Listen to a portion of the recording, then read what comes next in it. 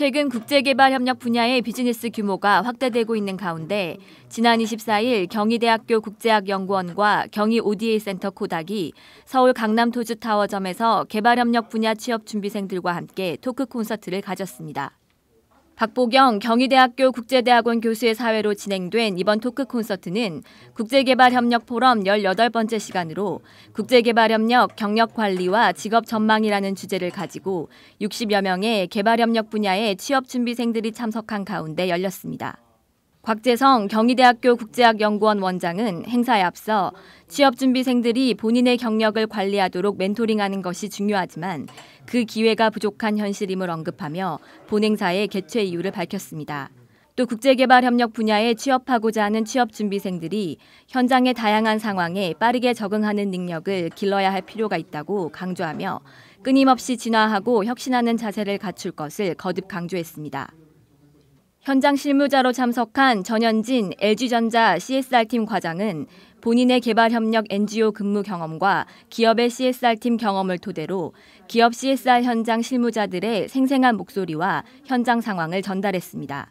또한 국제개발협력 분야에 취업하기 위해서는 개발협력의 확실한 전문가가 되거나 자신의 다른 전문 분야를 장점으로 가지면서 국제개발협력의 지식도 균형 있게 갖추는 것이 가장 현실적인 방법이라고 조언했습니다. 윤준민 레이즈 GLS 대표는 국제개발협력과 비즈니스 컨설팅의 관련성을 언급하며 컨설턴트 역량이 뛰어날 경우 국제개발협력 분야에서 커리어 관리도 보다 용이할 확률이 높다고 전망했습니다. 연사들의 발표 후에는 질의응답 시간도 이어져 그동안 개발협력 분야 취업준비생들이 품고 있던 궁금증을 해소하고 또한 본인의 경력을 관리해 취업을 준비하는 데 유익한 정보를 얻기도 했습니다. 한편 이번 토크 콘서트 실황 영상은 5월 중순 ODA 웹TV 홈페이지를 통해서 제공될 예정입니다. 한국국제협력단 코이카는 지난 23일 여의도 중소기업중앙회에서 2016년도 민관협력 사업과 창의적 가치 창출 프로그램 공모를 위해 시민사회, 기업, 대학 등을 대상으로 사업 설명회를 개최했습니다. 이번 설명회는 2016년도 코이카 민관협력 사업 및 창의적 가치 창출 프로그램 공모에 관심을 가지고 있는 관계자와 기관에게 공모에 대한 세부 내용을 제공하기 위해서 마련됐습니다. 코이카는 민관협력 사업에 관심 있는 시민사회, 기업, 대학 등이 이번 설명회를 통해 내년도 민관협력 사업 공모의 세부 사항에 대해 파악하고 사업 공모에 적극적으로 참여해 줄 것을 요청했습니다. 정유아 코이카 혁신 파트너십 사업 팀장은 2015년도 코이카 민관협력 사업의 추진 방향 및 일정에 대해 발표를 진행하면서 수원국 정부가 자국 내 민관협력 사업을 공여국 중심 사업 추진에서 탈피시키고 포스트 2015 체제를 이끄는 지속가능한 개발 과제와 같은 새로운 패러다임을 도입하면서 민간의 역할을 부각시키고 있다고 전했습니다. 이에 따라 코이카가 추진하는 민관협력 사업 방향 역시 변화가 불가피하다고 밝히며 민관협력 사업 주제별 공모 실시, 증거 기반 사업 추진 등 성과 중심의 민관협력 사업 추진을 위한 사업 선진화 방향에 대해 설명했습니다. 또한 코이카는 새로운 창의적 가치 창출 프로그램이 과학기술과 혁신적 창의적 접근 방법을 기반으로 하여 개발도상국의 개발 문제에 기여할 수 있는 아이디어를 발굴하고 시제품 제작, 실용화, 사업화까지 지원하게 될 것이라고 전했습니다. 한편 사업 공모에 관심 있는 많은 기관과 단체들이 의문을 가지고 있는 단연도 사업 확대, 증거 기반 사업 추진의 일환인 트리거 사업, 개선된 분담금 지급 방식 등에 대해서 별도의 질의응답 시간을 가지며 의문 해소를 위해 노력했습니다. 이번 설명회에서 소개된 2016년도 코이카 민관협력 사업 참여를 위한 제안서는 오는 6월 말에 접수받을 예정이며 창의적 가치 창출 프로그램은 오는 8월 설명회를 따로 가지고 9월부터 제안서를 접수받을 예정이라고 전했습니다. 외교부는 지난 20일 중동 지역에서 활동 중인 국제구호개발 NGO 관계자들을 대상으로 안전관담회를 개최했다고 밝혔습니다. 이 자리에는 외교부와 한국국제협력단 그리고 국제개발협력 민간협의회 KCOC와 기아대책본부, 어린이재단, 굿네이버스 등 국제구호개발 NGO 12개 단체에서 총 20여 명의 관계자가 참석했습니다.